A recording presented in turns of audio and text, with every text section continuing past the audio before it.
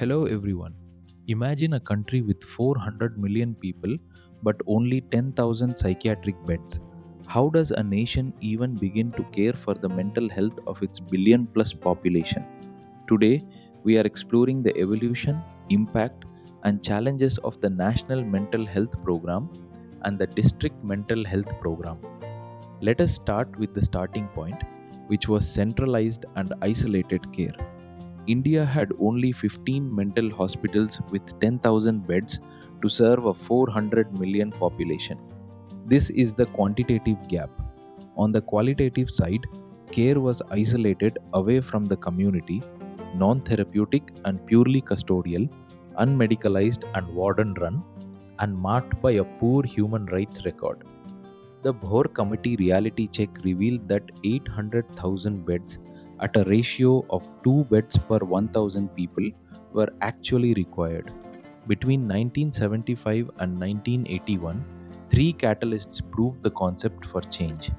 NIMHANS started its community mental health unit in 1975, piloting a needs assessment covering 100,000 people in Sakalvara, Karnataka, and pioneering basic training for primary healthcare personnel.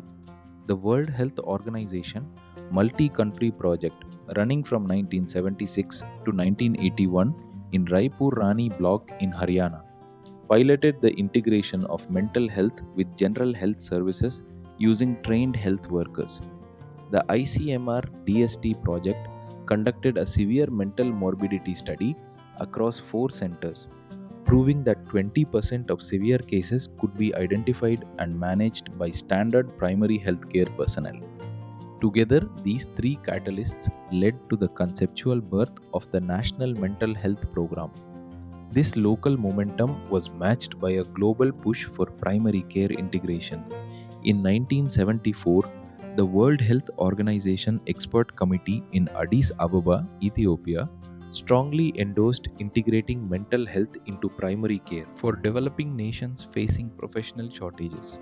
In 1978, the historic Alma Ata Declaration mandated universal provision of primary health care, aiming for health for all by the year 2000.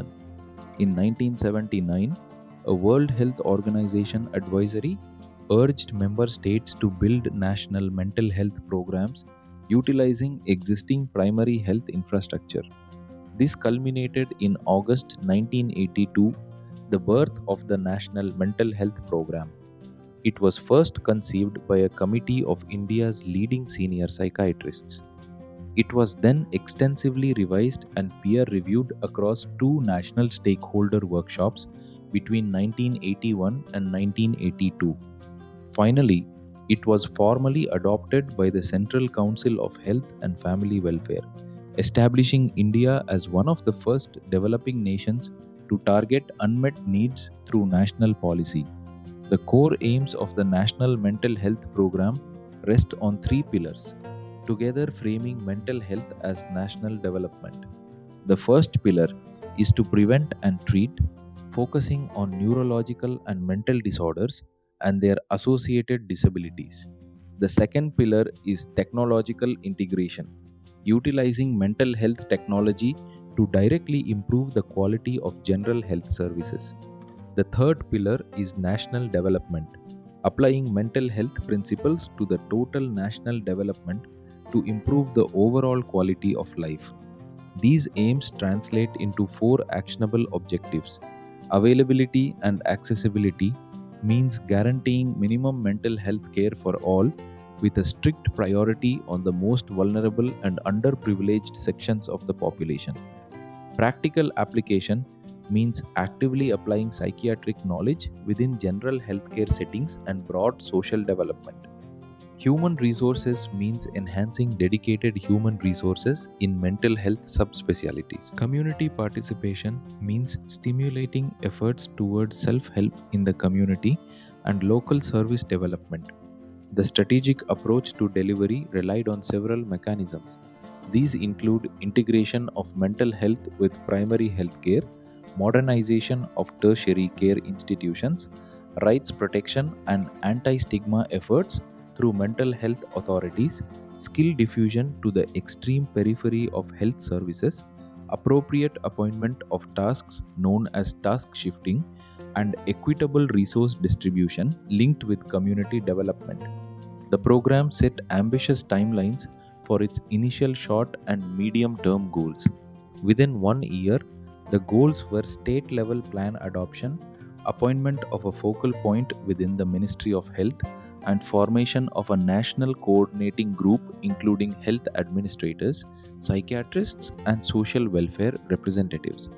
Within 5 years, the goals were training 5,000 non medical professionals through 2 week courses, creating district psychiatrist posts in at least 50% of districts, and classifying psychotropic drugs as essential, making them available at the primary health center level.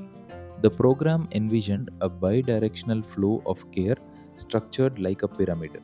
At the base are patients and the community, responsible for detection and simple mental health education. Above them are multi-purpose primary health center workers who detect cases, refer to the primary health center, and follow up on regular treatments.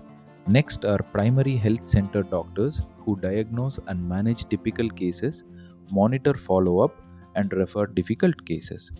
Above them is the district hospital or medical college, which diagnoses and manages difficult cases, provides short term inpatient care, and supervises primary health centers. At the top is the state mental hospital, providing prolonged inpatient care for severe cases with a rapid return to community. Care flows downward through supervision, education, and return, and flows upward through referrals and escalation. In 1996, policy was operationalized through the District Mental Health Program. The National Mental Health Program formulation of 1982 had a strong vision but lacked clear funding and a district level delivery mechanism. The Bellary pilot model, running from 1985 to 1990, NIMHANS, proved that district teams could operationalize care using trained staff, 6 essential drugs, simple record keeping, and monthly reviews. This led to the launch of the District Mental Health Program in 1996, a centrally supported initiative to bring the policy to the grassroots. The District Mental Health Program decentralized care to the district level through 3 components: community awareness focused on stigma reduction through information, education, and communication activities, school programs, and mobilizing local support networks. Service provision involved delivering outpatient care, 10-bed inpatient units for emergencies, and essential psychotropic medications to decongest state hospitals. Capacity building involved ongoing training for medical officers, nurses, and grassroots workers such as Ashas and Anganwadi workers to detect common disorders. Delivering this required a multidisciplinary district team of 7 members. At the center is the psychiatrist, who serves as program officer responsible for supervision and complex clinical care. Around this center are the clinical psychologist, the psychiatric social worker, the psychiatric or community nurse serving as case manager, the case registry assistant, the record keeper, and the monitoring and evaluation officer or program manager. This structure ensures a holistic approach, balancing medical treatment with psychosocial rehabilitation, monitoring, and data collection. The network expanded in phases over the following decades. In 1996, it began with 4 pilot districts in Andhra Pradesh, Assam, Rajasthan, and Tamil Nadu. During the 9th plan in 2002, it expanded to 27 districts. During the 10th plan in 2007, it expanded to 110 districts. During the 11th plan in 2012, manpower schemes including centers of excellence and state hospital modernization were introduced. By the current status in 2024 to 2025, the program is operational in around 767 districts, covering 90% of the country geographically. Care has also modernized through prevention and digital reach. On the promotive and preventive side, schools and colleges receive life skills education and active counseling, Workplaces receive stress management support for formal and informal sectors. Suicide prevention is addressed through sensitization workshops and district level helplines, and community awareness is built through public education campaigns, reducing stigma. On the digital side, Telemanas, launched in 2022, is the national tele-mental health program providing 24/7 universal access, effectively eliminating geographic barriers and linking remote patients directly to the district mental health program framework. Despite this progress, a diagnostic review reveals ongoing strategic and structural gaps. The initial rollout was heavily pharmacologically driven, completely overlooking vital psychosocial interventions. The program largely failed to involve local community voices, user groups, or caregivers in its planning phases. Initial apathy and resistance from the established psychiatric community hindered early integration, and an initial lack of built in monitoring and evaluation systems prevented accountability and real time course correction. Human resource bottlenecks also persist. There is a severe deficit of psychiatrists with high state variance. For example, Madhya Pradesh at 0.05 per lakh population compared to Kerala at 1.2 per lakh, and most states still fall short of the 1 per lakh baseline goal. Grassroots staff, including primary health center workers and doctors, are overburdened and stretched too thin to effectively absorb new mental health duties without dedicated support. Training deficits persist. As training durations for primary health center workers were reduced, heavily biomedicalized, and crucially lacked on the job refresher support from specialists. Coordination with the National Health Mission has also shown friction, with basic elements like lithium monitoring unavailable in some primary centers. Administrative and funding gaps round out the picture. Fund flows are irregular, plagued by underutilization by states, administrative bottlenecks at the center, and historical disputes over center versus state funding responsibilities.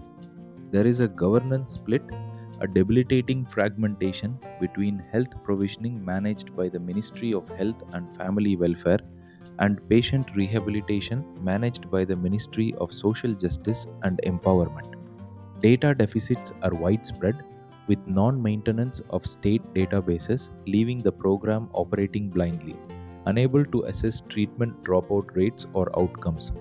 And there has been urban neglect, as an initial over-focus on the rural delivery model left severe gaps in urban mental health infrastructure and the homeless mentally ill.